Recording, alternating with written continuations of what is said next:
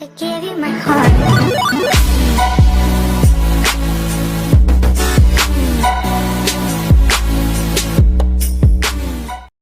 Hello and welcome to Slar Media. In this video I'll be explaining what is Bitcoin and where to purchase and store this new currency. Sub to the channel if you're new around here. So let's get started. To cut through some of the confusion surrounding Bitcoin, we need to separate it into two components.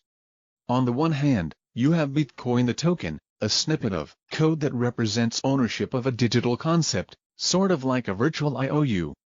On the other hand, you have Bitcoin the protocol, a distributed network that maintains a ledger of balances of Bitcoin the token. Both are referred to as Bitcoin. The system enables payments to be sent between users without passing through a central authority, such as a bank or payment gateway. It is created and held electronically.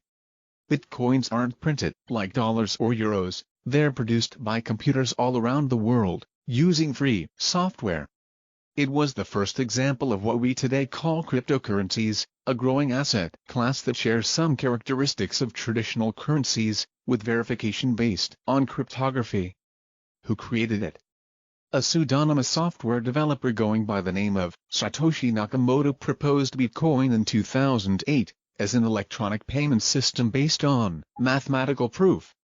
The idea was to produce a means of exchange, independent of any central authority, that could be transferred electronically in a secure, verifiable and immutable way. To this day, no one knows who Satoshi Nakamoto really is. In what ways is it different from traditional currencies? Bitcoin can be used to pay for things electronically, if both parties are willing. In that sense, it's like conventional dollars, euros, or yen, which are also traded digitally. But it differs from fiat digital currencies in several important ways. Bitcoin's most important characteristic is that it is decentralized. No single institution controls the Bitcoin network. It is maintained by a group of volunteer coders, and run by an open network of dedicated computers spread around the world. This attracts individuals and groups that are uncomfortable with the control that banks or government institutions have over their money. Bitcoin solves the double spending problem of electronic currencies, in which digital assets can easily be copied and reused, through an ingenious combination of cryptography and economic incentives.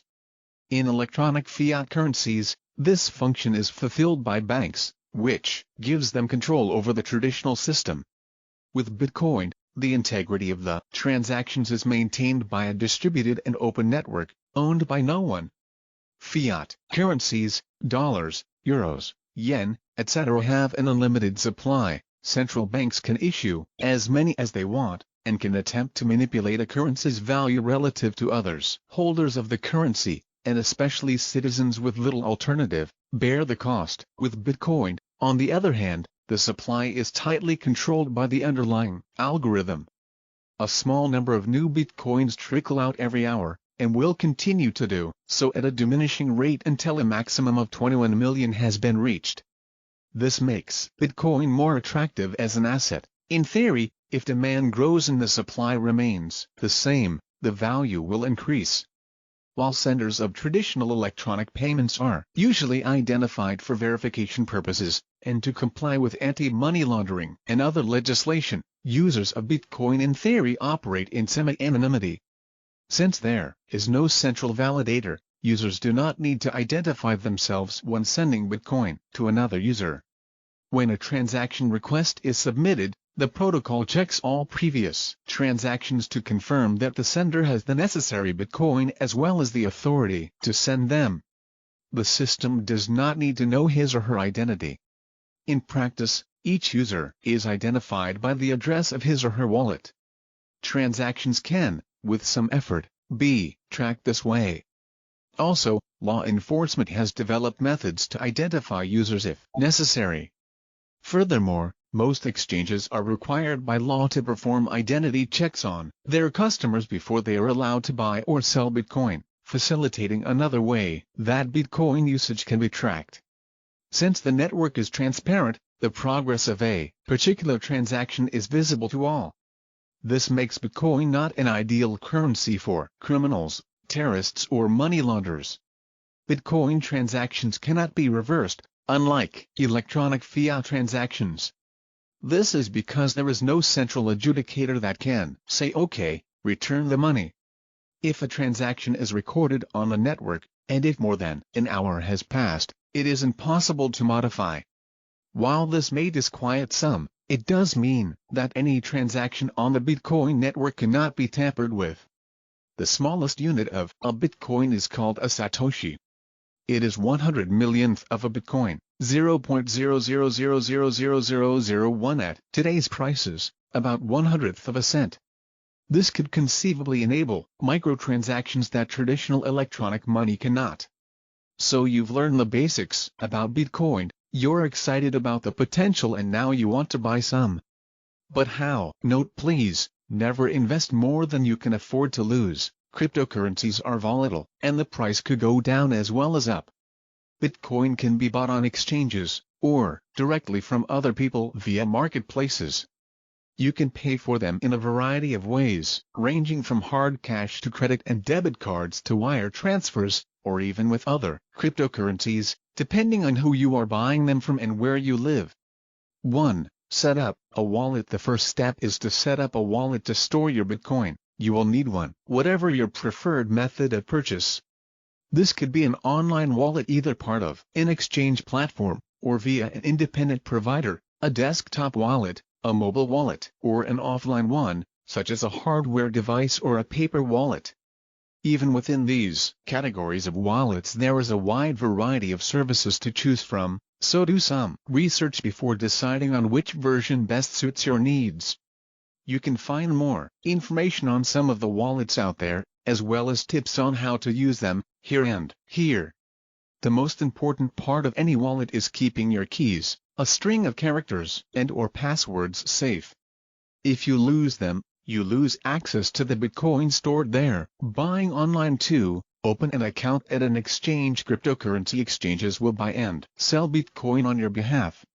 There are hundreds currently operating, with varying degrees of liquidity and security, and new ones continue to emerge while others end up closing down.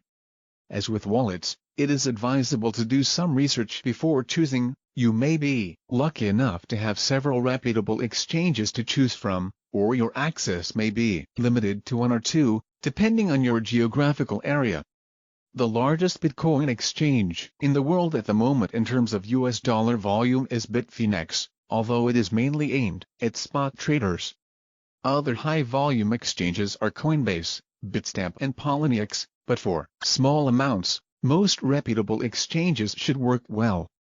Note: at time of writing, the surge of interest in Bitcoin trading is placing strain on most retail buy and sell operations, so a degree of patience and caution is recommended. With the clampdown on Know Your Client, KYC, and anti-money laundering, AML, regulation, many exchanges now require verified identification for account setup.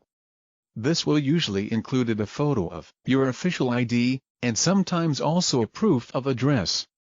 Most exchanges accept payment via bank transfer or credit card, and some are willing to work with PayPal transfers. And most exchanges charge fees, which generally include the fees for using the Bitcoin network. Each exchange has a different procedure for both setup and transaction, and should give you sufficient detail to be able to execute the purchase. If not, consider changing the service provider. Once the exchange has received payment, it will purchase the corresponding amount of Bitcoin on your behalf, and deposit them in an automatically generated wallet on the exchange. This can take minutes, or sometimes hours due to network bottlenecks. If you wish, recommended, you can then move the funds to your off-exchange wallet. Buying with cash too. Choose a purchase method. Platforms such as Local Bitcoins will help you to find individuals near you who are willing to exchange Bitcoin for cash. Also, LibertyX lists retail outlets across the United States at which you can exchange cash for Bitcoin. And while Lovecoins, Paxful and Bitquick will direct you to a bank branch near you that will allow you to make a cash deposit and receive Bitcoin a few hours later. ATMs are machines that will send Bitcoin to your wallet in exchange for cash. They operate in a similar way to bank ATMs. You feed in the bills, hold your wallet's QR code up to a screen, and the corresponding amount of Bitcoin are beamed to your account. CoinRadar can help you to find a Bitcoin ATM near you. If you like today's video, please give a thumbs up and sub to channel. Thank you.